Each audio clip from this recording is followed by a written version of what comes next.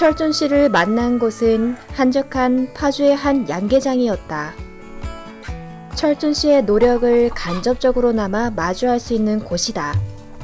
닭들에 대한 철준 씨의 애정을 대변하듯 양계장은 닭의 울음소리로 꽤나 시끄러웠다. 아참, 철준 씨도 과연 치킨을 먹을지가 문득 궁금해진다. 철준 씨에게 닭들은 자식처럼 소중하다. 닭들은 철준 씨의 일이자 직장이며 그의 꿈이기도 하다.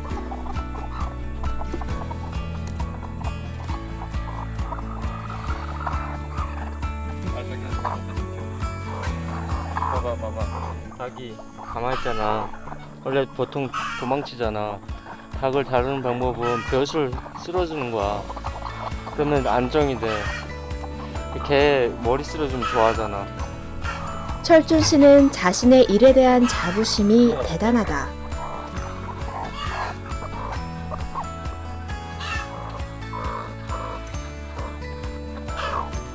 짠.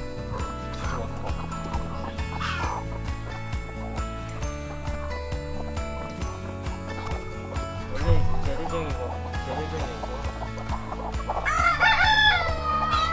계란을 빼앗겨 울부짖는 닭들에게는 조금 미안하지만 계란이 쌓여갈수록 철준 씨가 꿈에도 다가가는 것 같아 기분이 좋아진다. 얘 봐봐, 얘 쫓아나 막 온다고. 얘 봐봐. 이쯤에서 철준 씨가 양계업을 시작하게 된 계기가 궁금해진다. 안녕하세요.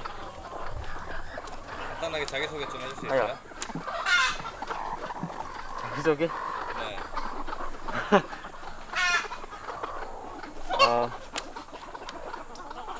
닭을 사랑하는 청년 박철준이라고 합니다. 그리고 진짜 예전에 그냥 취미로 고향에서 이제 닭 키웠었는데, 고양 시켜봤어요? 닭을? 예, 그래서? 그래서 이제 닭을 어떻게 다뤄야 되는지 기본적으로 알거든요. 그래가지고 닭이 스트레스 안 받고 최대한 내가 안전하게 계란을 가져갈 수 있게 그런 방법은 어느 정도 알고 있어서 괜찮은데 가끔 쪼는 닭이 있어요. 예. 근데 그 쪼는 건 보호 본능 그런 거 같아요. 그렇죠. 예, 예. 얘는 엄마니까. 예, 예. 이거를 하시게 된 어떤 이유나 뭐 특별한 동기나 계기 같은 게 있었을까요? 동기나 이유는 당연히 있죠. 농업은 뭐 알게 모르게 우리가 많이 고향에서 접하잖아요. 그렇죠.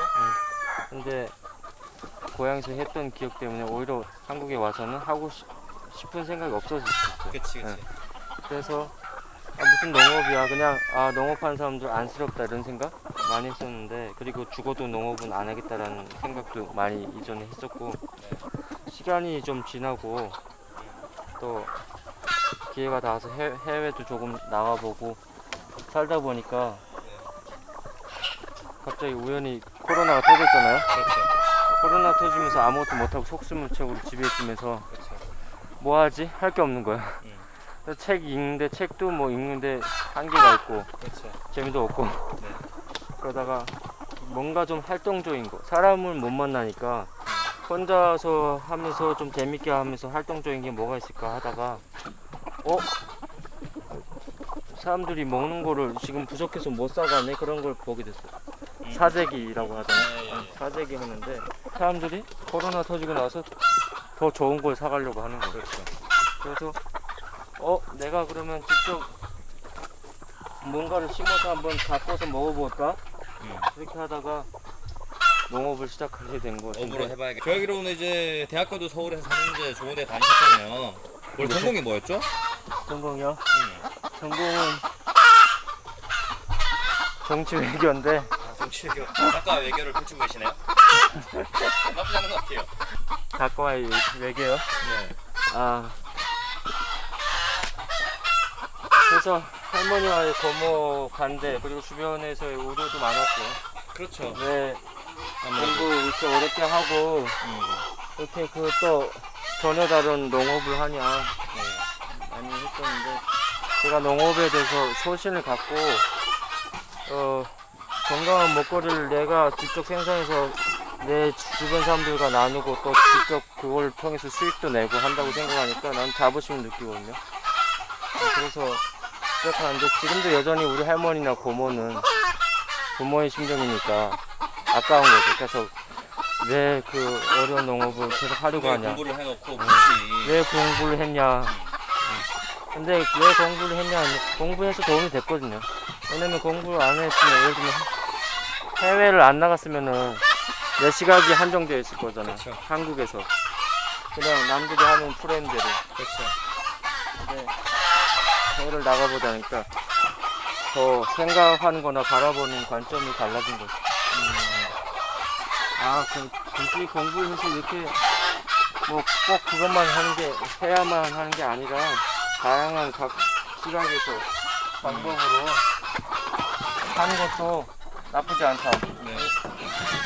그러면 이제 앞으로 지금 이제 이 업을 시작하셨잖아요. 네. 사실 이제 뭐 대한민국에 뭐 영원한 평생 직업이라는 건 없긴 하지만 기왕 또 뛰어드셨으니까 나중에 이 업을 함으로써 나는 어떻게 이렇게 하고 싶다라고 하는 뭐 포부나 희망 같은 거 있을까요?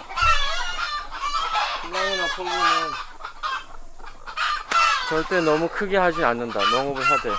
왜냐면 크게 하게 되면 기업 성격을 띠기 때문에 물론 이윤적인 거를 부가가치에 대해서는 전혀 신경 쓰지 않을 수 없지만 현실적이기 때문에 그렇게 하면은 내가 소신이 있게 하던 그런 방법들이 다 무산이 될 가능성이 많거든요. 왜냐면 물질적인 거에 초점을 맞추다 보니까. 그래서 이제 저는 제 목표는 이런 작은 것들을 좀 작게 해가지고 많이 이렇게 여러 개 만드는 거지 크게 해가지고 한 번에 막 계속 확장한다 이런 개념이 아니고 이걸 통해서 사람들하고 소통할 수 있고 또 내가 한 생산한 물질을 사람들이 건강하게 먹을 수 있기 때문에 나는 그걸로 행복하거든요. 거기서도 수익이 나니까 더 행복하고 그래서 그리고 작장이라는 개념이 냄새난다 그리고 뭔가 혐오스럽다 많이 먹지만 그런 게 보통적인 일반적인 그런 거거든요. 시각이죠. 그래서 좀 이런 데 와서도 사람들이 쉴 수 있다 이런 것도 좀 보여주고 싶고 실천해보고 싶고 물론 제 생각과 또 현실은 다를 수 있는데 목표는 그렇게 잡고 있어요. 네.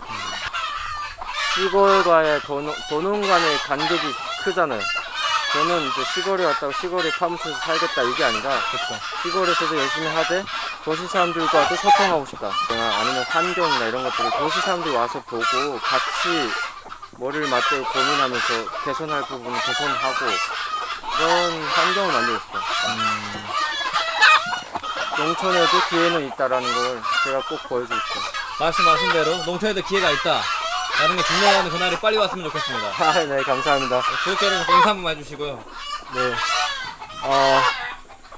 언젠가는 여러분이 저와 제가 모르는 분께서도 제가 생산하는 건강한 먹거리를 여러분의 손에 얹어놓는 그날까지 제가 열심히 그리고 잘 해보도록 노력하겠습니다. 네, 감사합니다. 화이팅!